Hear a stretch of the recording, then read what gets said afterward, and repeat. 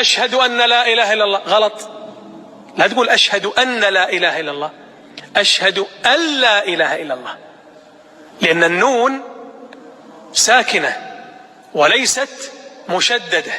أنت عندما تقول أشهد أن لا إله إلا الله جعلت النون نونين، لأن الشد عبارة عن حرفين أدغما. أنتم معي؟ إيه؟ هذا لا سيما في الأذان.